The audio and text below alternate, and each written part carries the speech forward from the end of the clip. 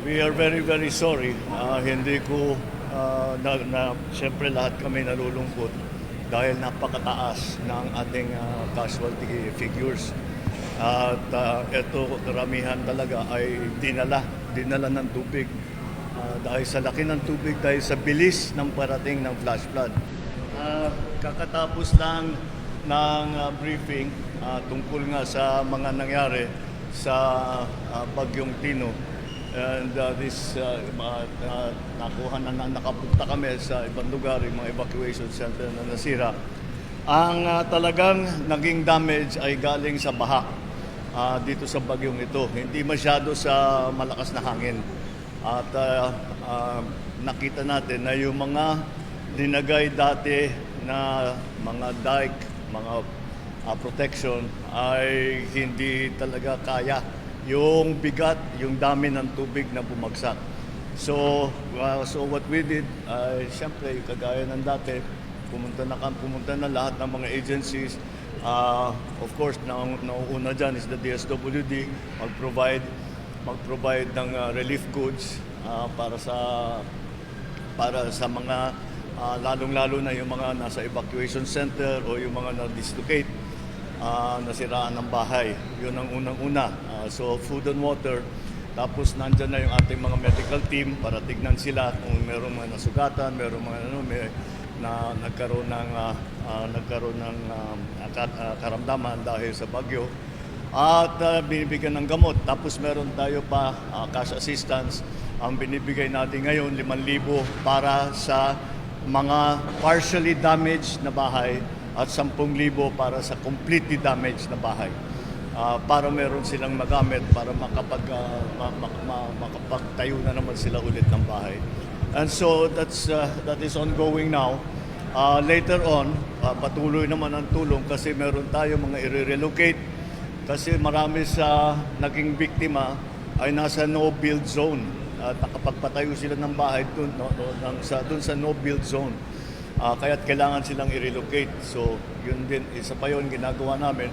Napag-usapan namin ng mga local government units dito sa Cebu, to include the provinces, the municipalities, and the cities, ay pinag-usapan namin kung paano saan natin ilalagay dahil umaasa kami sa LGU para makahanap ng lupa, maglalagyan ng mga i-relocate. Ngayon, meron din tayong temporary shelter para doon sa hindi pa makauwi ng kanilang bahay, but eventually ay gagawa natin ng paraan para makabalik na sila, magpatayo sila ulit ng bahay o ayusin nila yung nasira nilang bahay. In the meantime, kung habang binabalik dahan-dahan ang buhay ng ating mga kababayan sa normal, ay nandito naman lahat ng mga ibang ahensya hindi naman umaalis at nagpapaikot pa nga ang public works, for example, nagpapaikot ng mga engineering team para tignan yung mga kalsada, baka na-erode, baka kailangan ng ayusin, baka kailangan sarhan. Pero so far mukha namang maayos. May mga dalawa, tatlo na kailangan tutukan, kailangan tignan na mabuti.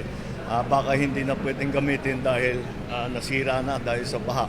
So ito yung mga engineer namin ng public works ay papupuntahin na namin doon para inspeksyonin na nila lahat. At nagbigay din ako ng warning sa ating mga local executives na may padating pa na bagyo. Ngayon, sa tingin namin, hindi naman yata dadaan dito sa Visayas, pero mag-ingat pa rin lahat at hindi natin alam dahil kami minsan lumilipat. Kami naman ngayon, Northern Luzon and Central Luzon, ang nag-aabang para dito sa uwan na parating. But we are very, very sorry.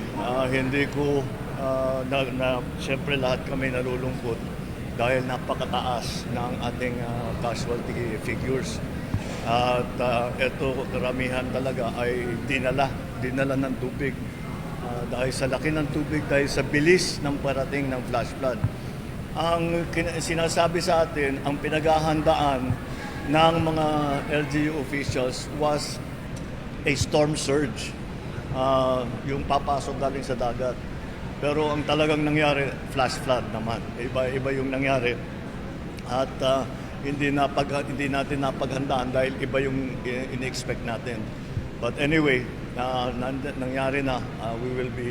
We will be helping the families of those na naging casualty. We will help them to recover, put them back on their feet, and do what we can to make up for the loss that they have suffered.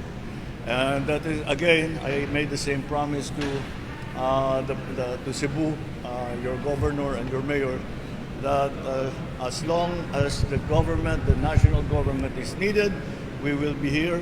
We are not leaving hanggat maayos na ang inyong mga buhay at hindi na kami kailangan para sa mga tulong na dinadala namin, then we will remain here. Alright? Maraming salamat. Thank you. Good afternoon.